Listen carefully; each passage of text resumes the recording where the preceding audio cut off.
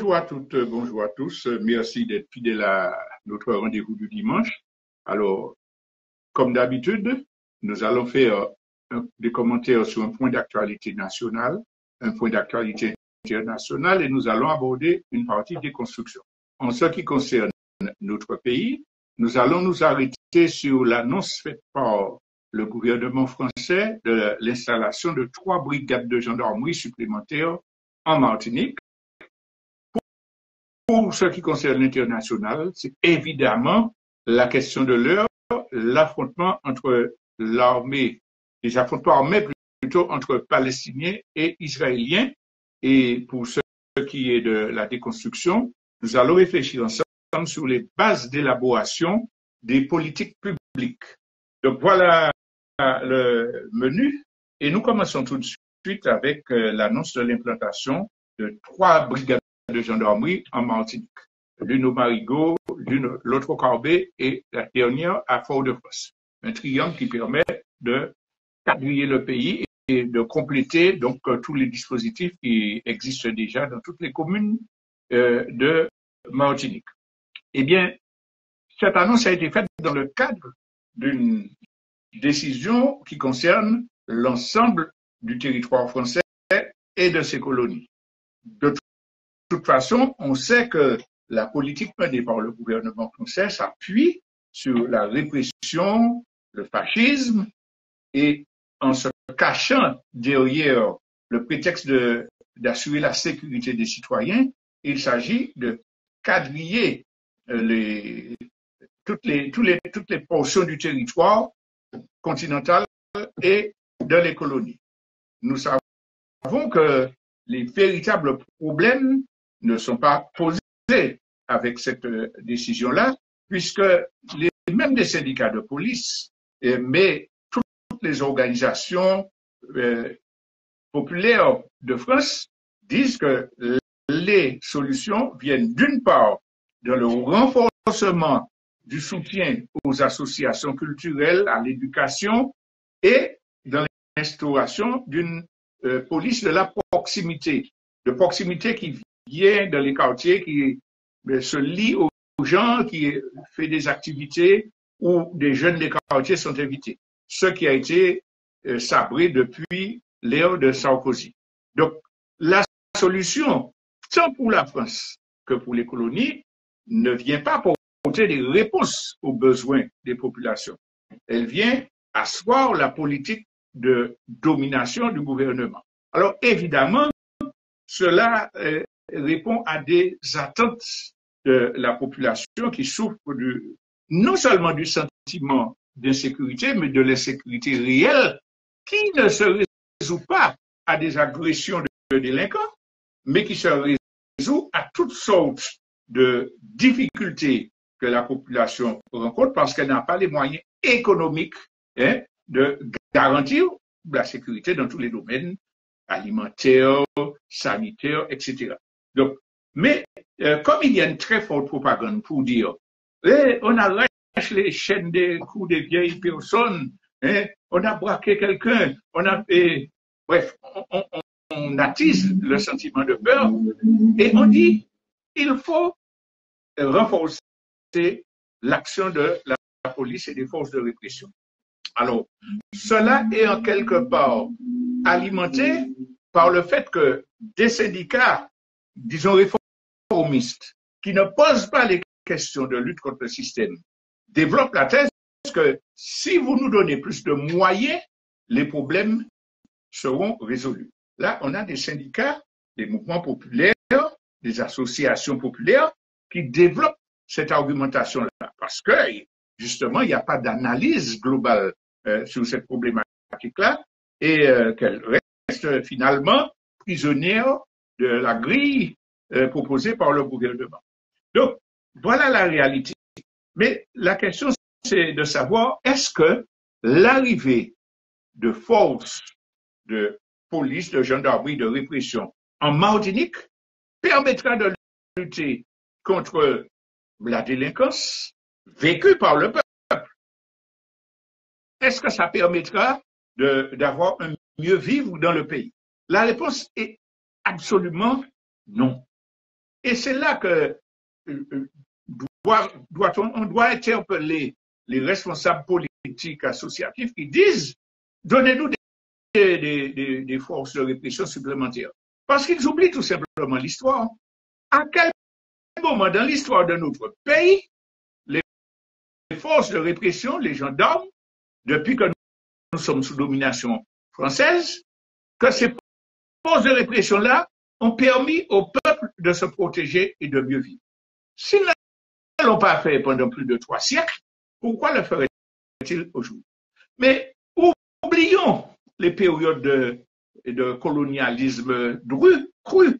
Eh bien, est-ce que là, aujourd'hui, les gendarmes qui sont en Martinique, les gardes mobiles qui sont en Martinique, sont soucieux de protéger majoritairement la sécurité des populations? Enfin, vous tous connaissez ces exemples où l'on appelle des forces de l'ordre parce qu'on est en situation difficile et qu'elles ne viennent pas parce que ils ne sont pas de permanence, ou bien parce que ce sont des gens du peuple qui sont concernés, parce qu'il n'y a pas de sang. Nous connaissons ça. Ils interviennent beaucoup plus facilement quand il s'agit de défendre les privilèges de ceux qu'ils appellent expatriés, donc c'est-à-dire les colons, les néocolons qui sont ici jouissant de privilèges. Donc, ils interviennent très facilement parce que madame a dit que l'odeur de poisson la gêne, parce que monsieur a dit que les chants du coq le réveillent, parce qu'un groupe de Français déclare que lorsque les marins pêcheurs partent le matin et avec leur canot, ils font trop de bruit et ça les réveille. C'est ça la réalité. Et puis, quel est le comportement des gendarmes sur la route vis-à-vis de la population? Dites honnêtement, est-ce que ce comportement-là est respectueux? Il y a quelques gendarmes qui suivent la forme, bonjour monsieur, le contrôle, etc. Mais vous voyez la posture arrogante, le ton, le tutoiement que ces messieurs s'autorisent, qui montrent qu'ils se considèrent comme garants de l'ordre établi. Ce n'est pas un hasard si toutes les institutions martiniquaises sont dirigées par des Français à 90%. Pour ne pas dire 99%. Donc, il faut savoir que ces gens-là ne viennent pas assurer la sécurité. Et je me permets de faire une parenthèse, un parallèle avec ce qui a été dit concernant la décision de l'ONU sur l'intervention militaire en Haïti. On va assurer la sécurité des peuples, on va lutter contre les gangs haïtiens, alors que l'on sait que le gouvernement, les puissances économiques, les politiciens sont en cheville avec ces gangs-là. Que les lourds armements qu'ils ont entre les mains ne seraient pas arrivés si les autorités américaines, états-uniennes voulaient empêcher que ces armes-là n'arrivent. Alors que l'on sait aussi que toutes les interventions militaires, sans exception, qui ont été décidées par la communauté internationale en Haïti, je mets toujours communauté internationale entre guillemets, toutes ces interventions-là se sont traduites par le saccage, le pillage, le viol, les épidémies de choléra, le soutien aux puissances dominantes. Et quand on sait que l'essentiel des mouvements populaires, donc ça qui a tient la tchèpoella, les paysans, les syndicalistes, les femmes, les mouvements de femmes, toutes les organisations disent non, nous parlons. On n'est plus royaliste que le roi. On sait mieux que les Haïtiens qui, à 40 organisations, signent le rejet de toute intervention. Nous, ici, savons mieux que les Haïtiens ce qui est nécessaire. Et puis nous oublions que ce sentiment qu'on nous donne de vouloir aider un peuple avec de bonnes explications a toujours justifié des agressions impérialistes que les peuples ont payées durement. Mais enfin, pensez à l'Irak. On était allé lutter pour aider le peuple contre le dictateur. Qu'est devenu l'Irak aujourd'hui? C'est une terre de mafia, de lutte entre gangs, une misère énorme dans la population. Il en est de même pour la Libye. On est intervenu en Libye pour renverser Kadhafi, qui avait la prétention de faire une monnaie africaine avec Laurent Gbagbo. On l'a fait assassiner. On a envoyé des armes pour des terroristes qui luttaient contre Kadhafi. Aujourd'hui, ces armes-là servent à tous les terroristes de la région. Donc, jamais une intervention décidée par la communauté internationale n'a aidé un peuple à se libérer. J'avais déjà posé la question, pourquoi n'entraîne-t-on pas les forces organisées populaires, ne leur livre-t-on pas des armes pour qu'elles se libèrent des gangs? Cette solution-là a au moins le mérite de faire que ce seraient les Haïtiens qui seraient maîtres de leur lutte. Mais on ferme la parenthèse sur cela pour revenir à un point, que le mythe de la présence de forces de l'ordre dirigées par un pouvoir colonial, un pouvoir occidental, ne mérite même pas d'être envisagé, puisqu'on regarde qu'est-ce qui s'est passé dans les dictatures. Toutes les dictatures installées par les États-Unis. C'est là qu'ils tiennent les policiers de chaque quartier. C'est là qu'ils ont assassiné des délinquants, comme le Brésil, par exemple. Oui, mais la pauvreté et la misère du peuple, les souffrances, les agressions que subissait la population, étaient exponentielles, explosaient. Et puis, pour finir, vous savez que les États-Unis, c'est un pays hyper militarisé, où il y a des milices, il y a des organismes de redressement pour les jeunes depuis 13 ans, il y a toutes sortes d'institutions qui assurent la répression,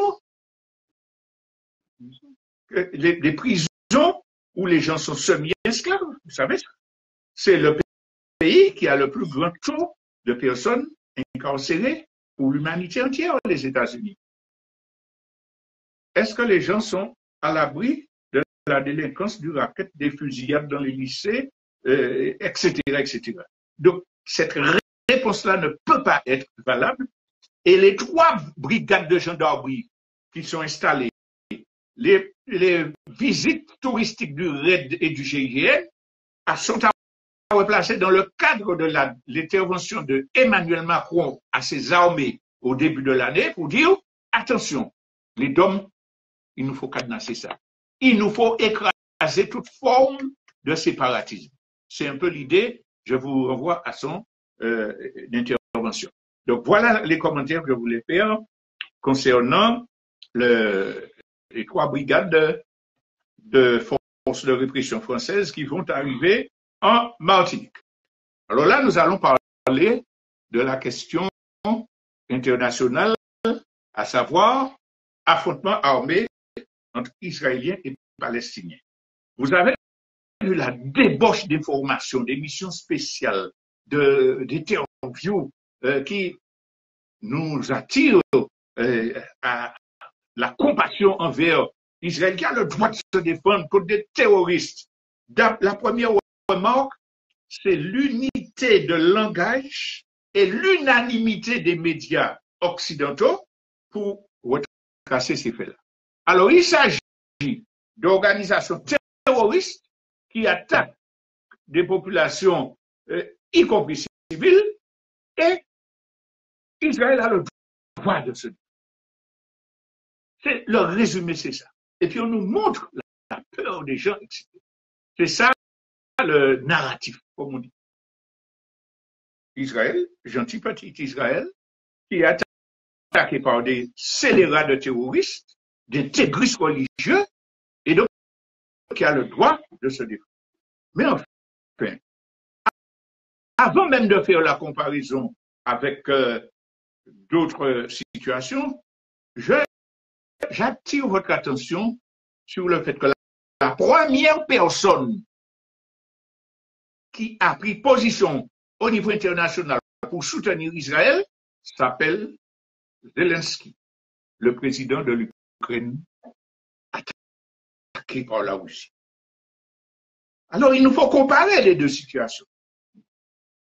L'Ukraine dit qu'un pays étranger a envahi une partie de mon territoire, désigne les gens qui vont le diriger, etc. Et donc, c'est interdit par le droit international. Donc, il faut absolument condamner ce pays-là, interdire ses médias, saisir ses biens. Il faut absolument dénoncer ce crime-là et appeler l'humanité entière à soutenir l'Ukraine. Quel est le cas de figure dans l'affrontement israélien? L'armée d'Israël a occupé, a volé des terres des Palestiniens, y installe des colonies illégales du point de vue du droit international. Et donc, le peuple palestinien a le droit de se défendre contre cette invasion. Alors, pourquoi ceux qu'ils appellent la communauté internationale soutiennent l'Ukraine, lui donnent des armes pour libérer son territoire, et puis ne soutient pas le peuple palestinien dont les terres sont occupées, que l'ONU a déjà reconnu comme pays colonisé, etc., pour lesquels l'ONU a déjà pris une soixantaine de résolutions condamnant l'occupation et les agressions israéliennes. Pourquoi cette dite communauté internationale n'est-elle pas du côté du Palestine? Ah, première question. Et puis c'est Zelensky qui appelle à l'aide internationale contre l'invasion. C'est lui premier qui déclare qu'il faut soutenir Israël. Ça nous montre déjà le balancement dans les principes internationaux. Deuxième remarque, on nous dit, mais ce sont des terroristes, ce sont des intégristes religieux. Donc c'est pour ça qu'il ne faut pas les soutenir. Alors, regardons Israël. Qui c'est qui est au gouvernement? Ce sont des ultra-orthodoxes avec des fascistes. C'est eux qui sont au pouvoir. Et l'intégrisme que manifesteraient, je dis, puisqu'ils ne sont pas tous dans le cas, des gens des Palestiniens, est exactement le même intégrisme qu'on retrouve chez les ultra-orthodoxes qui sont au pouvoir au gouvernement. Les femmes dépendant des ultra-orthodoxes sont aussi piétinées que les femmes, que des intégristes islamistes développent chez eux. Donc, on est dans un cas de figure où il y a deux intégrismes qui s'affrontent. Le premier, c'est un intégrisme d'État qui occupe un pays, et puis que celui qui est en face, ce sont des intégristes qui ne sont pas les seuls à lutter, à faire des actions armées contre l'état d'occupation. Donc ce n'est pas leur conviction religieuse qui doit être retenue en l'affaire, c'est le fait qu'ils luttent contre un occupant militaire. De même qu'on nous demande d'oublier qu'il y a des néo-nazis, des nazis tout pur jus, aux côtés de Zelensky pour se défendre contre la Russie. On ne veut même pas qu'on dise ça. Il n'y a pas de nazis. C'est un mensonge. Donc, on admet que même s'il y a des néo-nazis parmi les Ukrainiens, il est légitime qu'ils emploient toutes les formes de lutte militaire et autres contre l'occupant. Alors là, on voit déjà le double jeu se préciser. Mais on peut aller plus loin en disant que les militants palestiniens, ce ne sont pas uniquement des intégristes. Il y a des actions qu'on qualifie de terroristes qui sont exactement le même type d'action que les Français menaient contre l'armée d'occupation allemande, contre les nazis. Les résistants français ont tué des soldats, ont posé des bombes, ont fait dérailler des trains, etc. Ils sont glorifiés parce qu'ils ont défendu leur patrie. Parmi les résistants français, il y avait des communistes, il y avait des royalistes, il y avait toutes sortes d'idées, mais ils défendaient leur pays. Comment peut-on refuser à un Palestinien déployer des actions armées contre un occupant qui, depuis plus d'un demi-siècle, massacre et tue? Et chaque semaine, l'armée israélienne fait des opérations en territoire occupé, bombarde des écoles. Alors, les médias occidentaux ont besoin de dire c'est des ciblés. Israël dit, l'armée israélienne, je pense qu'il y a, ou j'affirme qu'il y a un terroriste qui vit dans un immeuble, je me donne le droit de détruire l'immeuble et de tuer tous ceux qui sont là. Alors là, vous n'allez pas entendre nos médias qui disent, comme pour l'Ukraine, 20 morts, dont un enfant de 6 ans. Vous n'avez pas. Non, il y a eu des morts. Et puis, on continue. Parce qu'ils ne considèrent pas que la vie palestinienne vaut quoi que ce soit.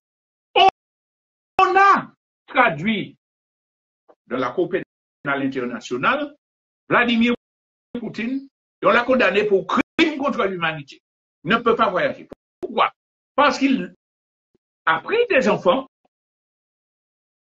dans des régions occupées et qu'il les a envoyés en Russie ou ailleurs au prétexte de les rééduquer, je mets entre guillemets, de les conditionner. Des enfants qui vont manger, etc. On leur condamne pour crime contre l'humanité. Chers amis qui regardent cette émission, combien d'enfants sont dans les prisons palestiniennes et subissent des abus sexuels? Combien d'enfants meurent dans les bombardements faits par Israël? Ne serait-ce que là, dans ces affrontements-là, le Hamas a fait son opération, j'y vais revenir, mais Israël se venge comment? En venant bombarder des immeubles. Ah oui, là, il y aurait un atelier de fabrication. Mais 3 immeubles bombardés, pas ni ici là-dedans, pas ni madame Kabalier là, ça ne nous concerne pas. Donc Israël, qui de surcroît fait des punitions collectives, on l'a su, avec les barrages, interdiction de commerce, etc., décide de coupure d'électricité. Tous ceux qui sont dans des villages proches de la frontière, on dit à tous ces gens-là, foutez-moi le camp, parce que je ne veux pas que vous puissiez cacher des terroristes. C'est ça la réalité. Et ils vont me souffler l'électricité. Chaque fois que la Russie bombarde des centres électriques pour affaiblir l'Ukraine, on parle de crime de guerre.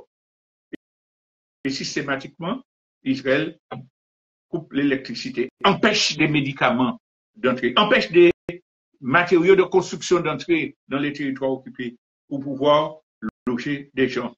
Donc, il y a là non seulement le 2 poids 2 mesures, mais un narratif raciste qui se cache derrière cela. Imaginez que tous les médias disent le monde entier condamne l'action des terroristes. La communauté internationale condamne les actions du Hamas. Qui c'est la communauté internationale? Les États-Unis, l'Europe, et qui encore? Le Japon, et oui, l'Union européenne, et puis la France, etc. Alors, la communauté internationale, c'est les impérialistes occidentaux et puis leurs alliés japonais. Le monde a. Mais dans tout le monde, ce qui est dominant, c'est de ne pas se mêler de cette affaire-là. La Turquie dit, bon, dos à dos, non, il faut régler le problème palestinien. Mais la plupart des gens donnent tort à Israël.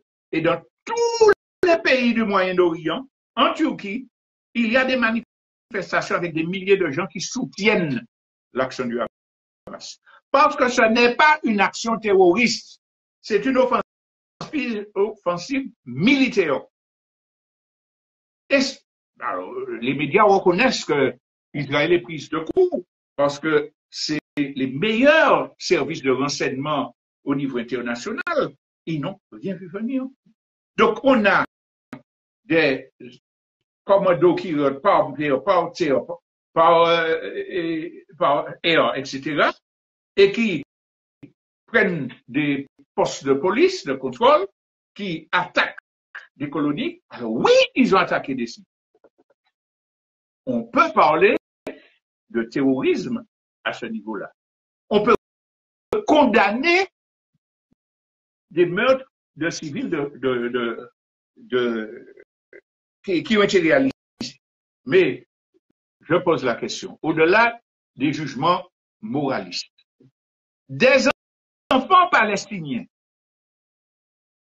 qui voient qu'on massacre depuis 50 ans leurs mères, leurs frères, eux-mêmes, qui voient que la communauté internationale soutient Israël, qui n'ont pas possibilité d'épanouissement à aucun niveau, dont les parents vivent réfugiés parce qu'on a volé leur terre, on les a chassés à coups de massacres, on tuait des gens, on passait dans les villages pour dire si vous restez, voilà ce qui va vous arriver. Les enfants qui sont nés dans cela. Et puis qui trouvent des organisations qui leur disent action directe, tuer. On peut regretter, mais vraiment sincèrement, que des civils en face paient le prix de la paix.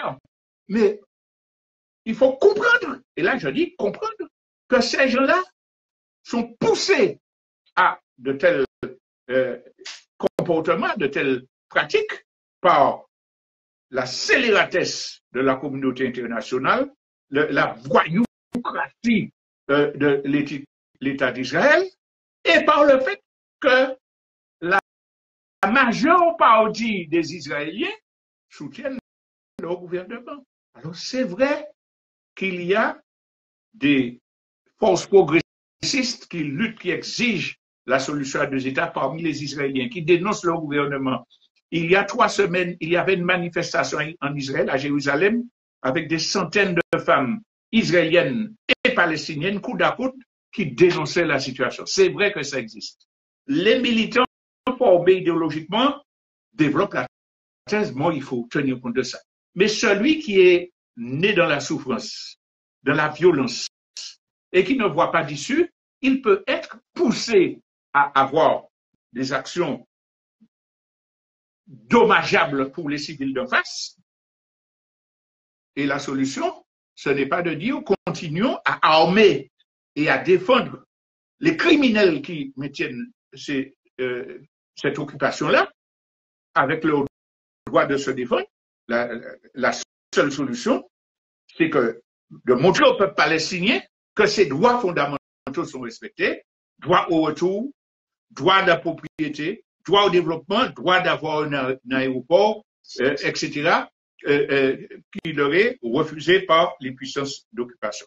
Alors, pour finir sur ce thème-là, ajoutons que la déstabilisation qui va frapper la région après celle qui a suivi la guerre en Ukraine, on ne sait pas où ça va aboutir. Parce que déjà, le Hezbollah, donc les résistants au Liban qui luttent, parce qu'Israël occupe aussi des parties du Liban, donc les résistants du Hezbollah ont commencé à soutenir pratiquement le Hamas en envoyant des obus et des roquettes sur Israël. Israël répond évidemment par la violence, mais la société sera déstabilisée parce que, j'en finirai là, parce que Israël n'a plus un soutien unanime de sa population, même si les journalistes, dans leur analyse depuis des événements, disent oui, ça va ressouder l'unité nationale, niet. C'est vrai que le peuple israélien a suspendu les mobilisations qui durent depuis plusieurs mois et qui dénoncent le fascisme de l'État israélien.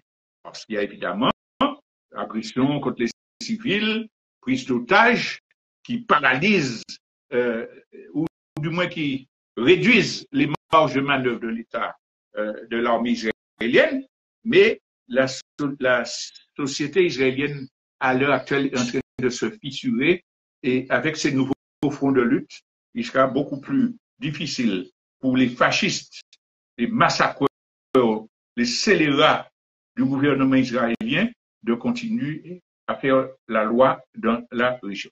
Donc voilà ce que je voulais dire pour l'actualité internationale. Alors, si vous permettez, on va écouter quelques notes de notre indicatif, le temps de permettre et moi-même aussi de respirer. Alors, on y va. Ouais. Dans ces cas-là, c'est toujours à ce moment-là que l'ordinateur a des difficultés à démarrer. Bon, oui, bon, on y va.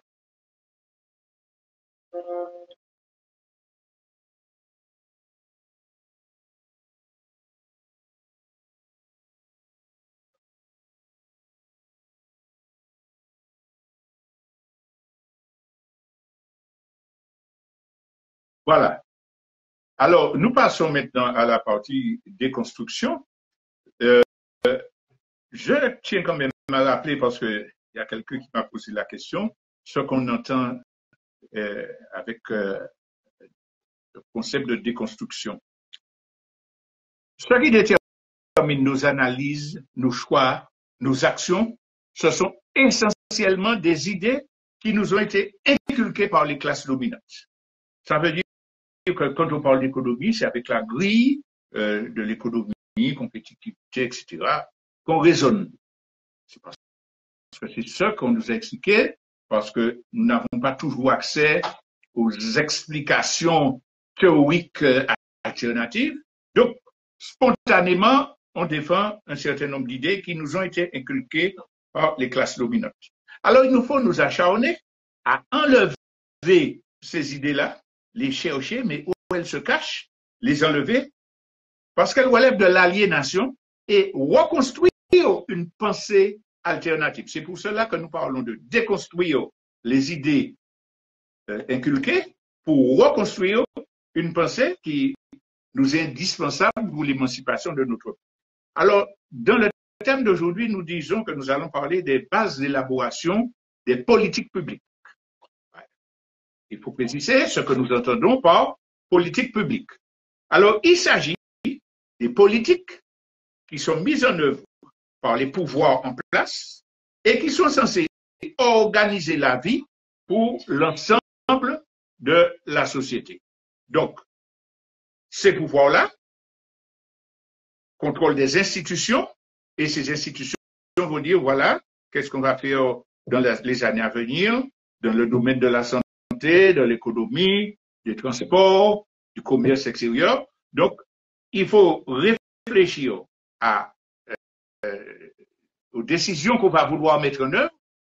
Et quand cela a été décidé en termes d'orientation, chaque institution va disposer de budget, de l'argent qui leur permettra d'appliquer ces politiques-là, les politiques publiques.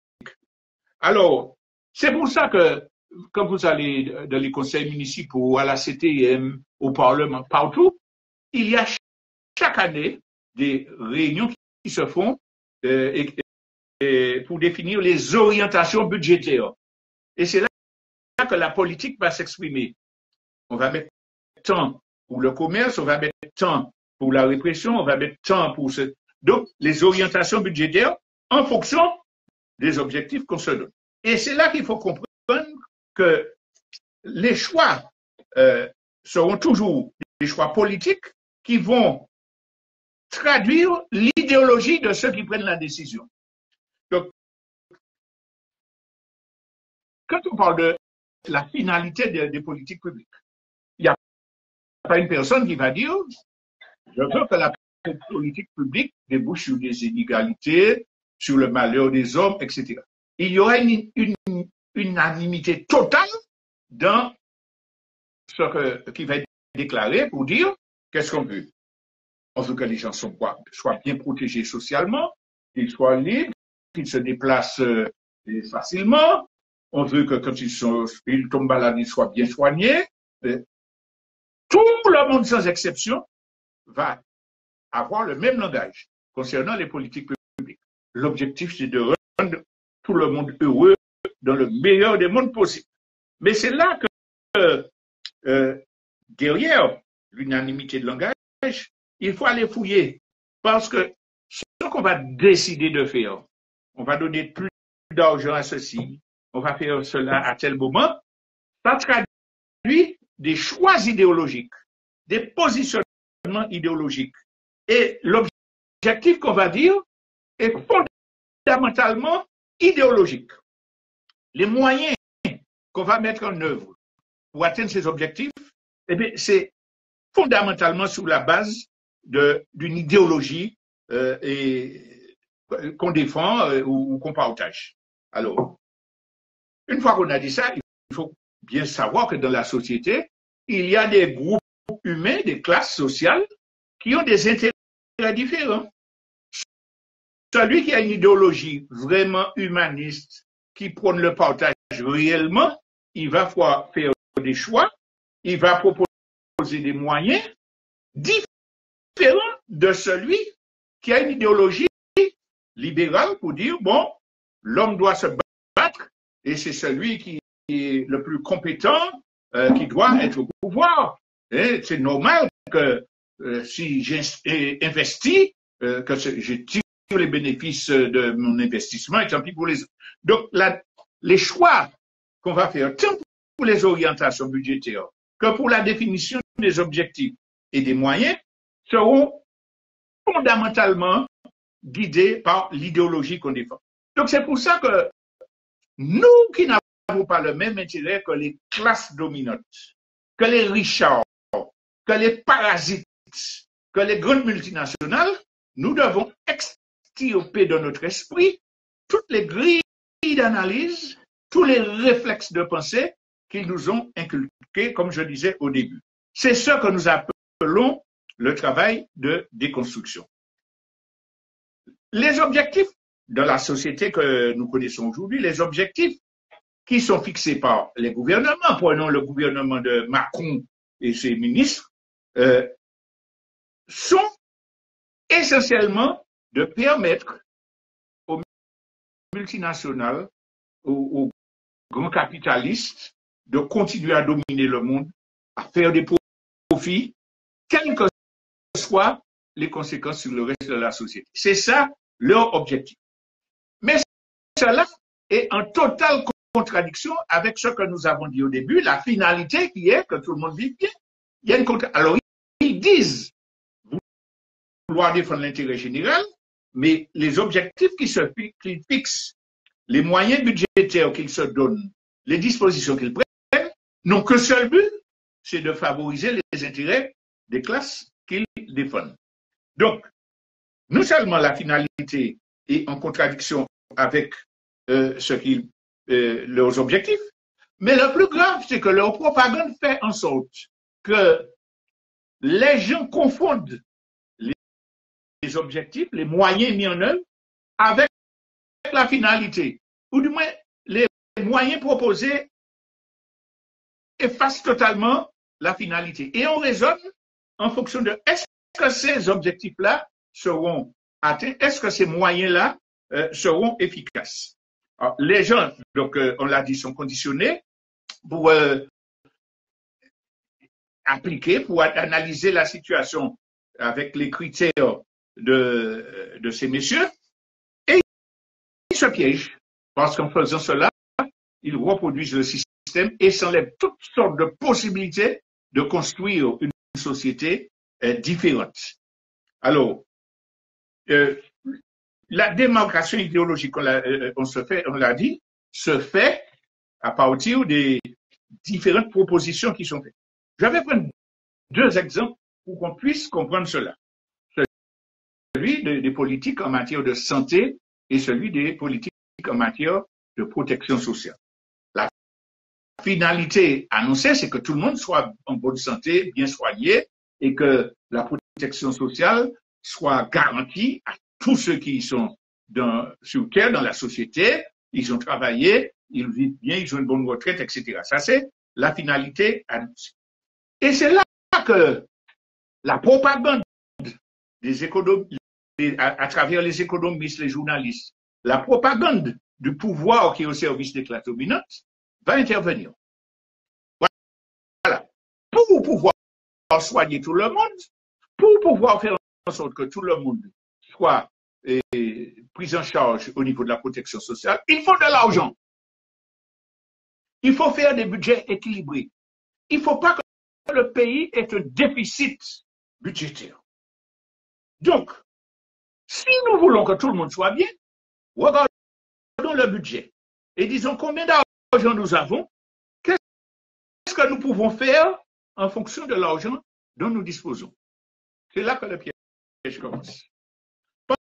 Parce que quand on dit ça, quand on met la politique budgétaire au centre, la gestion budgétaire au centre des préoccupations, on escamote toute une série de problématiques, à savoir, est-ce que c'est l'argent qui est déterminant? Quel est le rôle de l'éducation et de la prévention? Est-ce que pour avoir l'argent nécessaire, il faut se contenter du schéma économique défini par les capitalistes, ou bien est-ce qu'il faut le remettre en cause? Ça veut dire que eh bien, l'entreprise va cotiser à 30%, l'ouvrier va cotiser, le salarié va cotiser à 30%. Donc, avec cet argent-là, on va voir ce qu'on va faire. Ou bien est-ce qu'on dit, stop là, il y a des richesses produites par la société qui sont largement suffisantes pour que tout le monde vive bien. Mais ces richesses-là sont accaparées en fonction des lois occidentales, de l'idéologie capitaliste, par une minorité de gens qui mettent des diamants dans le collier de leur caniche, qui font ce qu'ils veulent, comme le Elon Musk. Le monde dépend d'Elon Musk en matière de communication. Non. Bref, donc, est-ce qu'on décide de prendre cet argent-là parce que c'est du vol de la richesse sociale, donc de changer les lois, les bases pour pouvoir assurer que tout le monde puisse être soigné, avoir une protection sociale. Le cas de la retraite, de protection sociale, est évident. Est-ce que l'argument du déficit du budget des caisses de retraite est recevable? On a déjà vu qu'il est tronqué parce que le déficit qu'ils brandissent n'existe pas en tant que, comme ils le prétendent, qu'il y a déficit parce que l'État ne paie pas ses cotisations, parce qu'il exonère des gens qui font des profits absolument fantastiques. Donc, est-ce qu'on reste dans cette logique-là? Ou bien on dit, mais attention, le travail social produit des richesses, la productivité a été multipliée par 5 sur les 20 dernières années, donc ceux qui récupèrent les profits doivent reverser des cotisations qui sont multipliées par 5. C'est un exemple. C'est pas...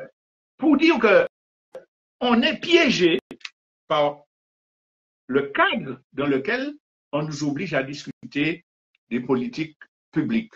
Alors qu'il s'agit de dire les politiques publiques peuvent être très différentes suivant l'idéologie du pouvoir qui est en place. Il y a des politiques publiques prônées aujourd'hui là par le pouvoir en place, dont le résultat est non pas de nous empêcher d'arriver à la finalité, que tout le monde soit soigné, bénéficie d'une bonne protection sociale, mais au contraire, détruisent les possibilités d'accéder à cette situation-là favorable. Ça veut dire que depuis que le libéralisme, l'ultralibéralisme s'est imposé dans tous les gouvernements occidentaux, privant les gens de leurs droits fondamentaux, eh bien, il y a un appauvrissement. Les gens ne peuvent plus se soigner. Les gens ne peuvent plus aller chez le dentiste en Angleterre, en Grande-Bretagne. Quand ils ont mal là-dedans, ils enlèvent avec décision. C'est ça. Donc, non seulement ils ne permettent pas d'atteindre l'objectif, mais il crée des conditions pour plonger les populations dans la souffrance. Et on va voir là, y compris en Martinique, réapparaître des maladies qui avaient été éradiquées à cause de la pauvreté. On a une explosion des maladies mentales. Et qui dit explosion des maladies mentales, ça veut dire dérèglement de la société avec précisément débauche de violence, de harcèlement, etc.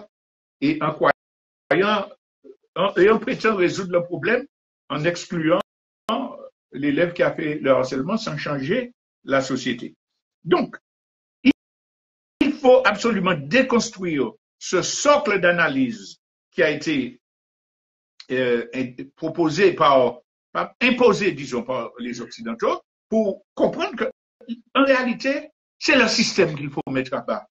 C'est le système qu'il faut vraiment éradiquer pour le repenser et avoir des gens qui représentent effectivement les couches populaires qui soient en mesure d'élaborer des politiques publiques et de mettre ces politiques-là en œuvre parce qu'elles en ont les moyens législatifs, les moyens humains, parce que les ressources financières et matérielles existent en abondance. C'est parce qu'elles sont détournées qu'on ne règle pas les problèmes. Donc, il faut que des authentiques représentants des couches populaires arrivent à imposer des politiques publiques. Alors, c'est là que ça nous amène à la question de l'organisation. Ces gens-là sont organisés pour faire toutes ces atrocités que nous dénonçons. Vous croyez que c'est en manifestant uniquement dans la rue? Il faut manifester. En manifestant uniquement dans la rue, en disant, monsieur, soyez gentil, ne nous faites pas des méchancetés, donnez-nous plus de moyens. Vous croyez que les problèmes seront résolus comme ça? Pardon? Non. C'est quand on va manifester, mais construire des contre-pouvoirs, lutter pour éradiquer ce système-là. Et quand on parle d'organisation, où ça se fait? Ça peut se faire dans les partis politiques honnêtes qui servent réellement les couches populaires. Il en existe et on en a besoin. Mais ça se fait aussi dans une autre conception, et là aussi on parle de déconstruction, quant au rôle que chaque individu doit jouer dans le fonctionnement de la société. C'est pour cela que nous, là, dans notre mouvement politique, nous proposons la mise sur pied de comités populaires dans les régions, indépendamment des divergences des cancans et secondaires superficielles, que tous ceux qui ont l'objectif d'éradiquer le système et de construire, ça ne s'improvise pas, de construire l'alternative, ils se réunissent pour dire, bon, qu'est-ce qu'on doit faire pour régler les problèmes d'éducation? Qu'est-ce qu'on doit faire pour régler les problèmes de santé? Qu'est-ce qu'on doit faire pour régler les problèmes économiques, d'approvisionnement, etc. Et les peuples de l'histoire ont toujours pu porter des réponses à ce niveau-là. On commence par porter les réponses qu'on peut porter. Mais on se prépare aussi à la gestion globale du système. Une fois qu'on a fait cet apprentissage-là, et pendant qu'on lutte contre le système, on se prépare donc à construire ce que nous appelons le pays. Alors, ce point que je voulais développer ici, c'est pour dire que là, tous les débats qu'on a sur il n'a pas mis assez d'argent là, le budget n'est pas bon, etc. Il faut combler le déficit. Tout ça, c'est de l'enfumage. La véritable question qui se pose, est-ce que chacun d'entre nous est prêt à apporter sa contribution à l'effort collectif pour repenser le système et puis mettre en œuvre des dynamiques qui contribueront à le renverser. Donc, voilà le thème que je souhaitais développer aujourd'hui. Je vous remercie de votre attention et nous prenons rendez-vous pour dimanche prochain. Alors que je vous serve notre petite musique pleine de sens, camarades, par éternel.